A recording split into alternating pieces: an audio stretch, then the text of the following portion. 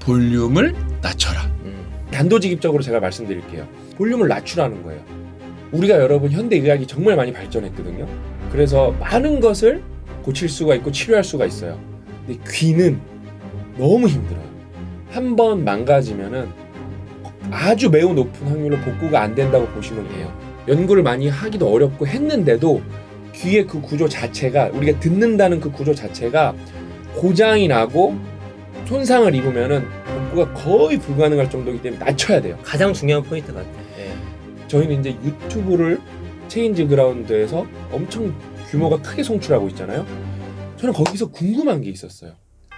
이게 가끔 볼륨이 조금 낮게 나갈 때가 있긴 있어요. 마이크 거리 이런 거에 따라서.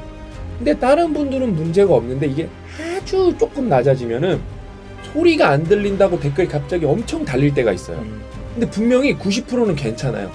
그 댓글을 다는 분들이 어떤 분들이냐면은 잠재적으로 청각에 장애를 갖고 계신 분들. 왜? 안 들리는 거예요.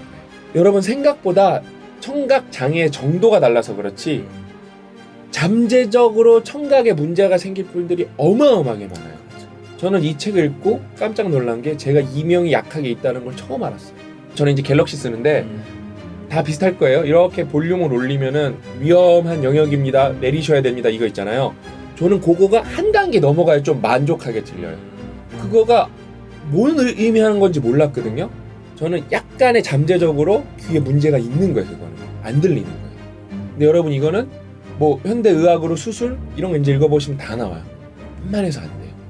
귀는 또 두 개 있잖아요. 우리가 양쪽으로 들을 수 있으니까 만약에 귀 한쪽 귀 문제 생기면 한쪽 귀라니까 문제 없지. 그것도 여러분 문제가 있어요. 여러분 이렇게 해서 들으니까 문제 없잖아요. 솔직히 문제 없잖아요. 그렇죠? 문제가 진짜 없을까요? 최근에 아내가 다른 방에서 나를 불렀을 때 나는 소음 방지 이어폰을 한쪽 귀에만 하고 있었는데 그때 내가 몸소 증명한 것처럼 인간도 소리가 나는 곳에 파악하기 위해 시차를 이용한다. 시차라는 게 뭐냐면은 귀가 이렇게 소리가 여기서 와요. 그럼 하나는 일로 빨리 들어올 거고 조금이라도 일로 느리게 되겠죠. 그걸로 공간을 파악하는 거예요. 아내의 목소리는 분명히 들렸지만 한쪽 귀가 막혀있기 때문에 나는 그녀가 어디에 있는지 알 수 없었다. 부엌인가? 위층인가? 아니면 지하실인가? 소리는 사방에서 들려오는 것 같기도 하고 아무 데서도 들려오지 않는 것 같기도 했다. 이는 내 친구이자 부정기적으로 온라인 카드 게임 동료 데이비드 호어스가 늘 겪는 어려움이기도 하다. 그는 수년 전에 왼쪽 귀의 청력을 잃으면서 위치를 파악하는 능력도 잃었다. 한쪽 귀가 들리지 않으면 앞에서 나는 소리나 뒤에서 나는 소리나 별 차이가 없지. 그가 내게 말했다. 사람들이 많은 거리에서 누가 나를 부르면 사방을 둘러봐야 해서 정말 곤란해. 운전 중에 사이렌 소리가 들리는데도 불을 깜빡이는 차를 빨리 찾지 못할 때도 당황스럽고 엘리베이터에서도 띵동 소리가 나도 어느 쪽 문이 열릴지 알 방법이 없더군. 그래서 나는 버튼을 누르고 난 다음에 엘리베이터의 전체 공간을 한눈에 볼 수 있는 자리로 옮기지. 한쪽 귀만 안 들려도 실생활이 진짜 힘들게. 나는 그렇게 상상을 못했다. 생각 못했네. 여러분 진짜 아니 진지하게 생각해보세요. 나 한쪽 귀 안 들리고 그럼 큰 장애로 생각했어요? 소리의 관점에서만 따졌을 때 우리가 뭔가를 판단했기 때문에 이걸 큰 장애로 생각을 안 했지. 한쪽은 들릴 수 있으니까. 이게 얼마나 큰 위험에 노출돼 있는 건지 난 이 책을 처음 알았다니까요. 근데 여러분은 막상 또 주변에 할머니나 할아버지나 또 청각 장애 때문에 고통받는 분들이 실제로 주변에 있으실 거예요. 근데 저는 생각해보니까 여러분 돌발성 난청 그러면 뭔가 이렇게 친숙한 단어도 아니고 주변에 있을 확률은 적은데 그거를 겪은 사람이 누구냐면은 웅이사님. 그러니까요. 갑자기 뜬금포로 우리 단체 카톡에 연락이 와서 귀가 안 들린다고. 그러니까 근데 진짜 놀랬어. 분당 서울대학병원 갔는데 스테로이드 맞으면 좀 좋아진다 그래서 스테로이드 맞으니까 80% 90% 다 돌아왔다는 거예요. 내가 그 에피소드를 너무 명료하게 기억하고 있는데 우리 가족 같은 사람이 아파갖고 잘 들어보세요. 골드가 돌발성 난청을 일찍 진단받은 것은 잘된 일일 것이다.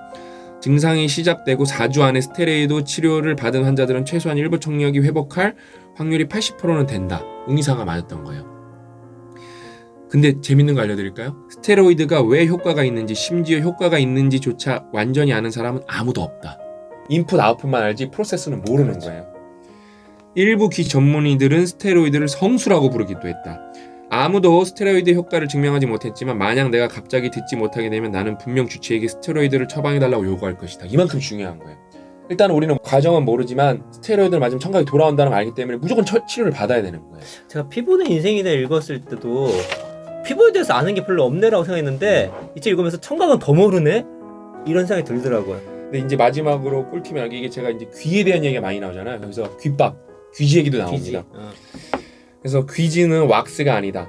귀지는 웨이도를 따라 흐르는 분비물과 죽은 피부 세포, 그 밖에 자질구레한 것들로 구성된 끈적이는 물질이다.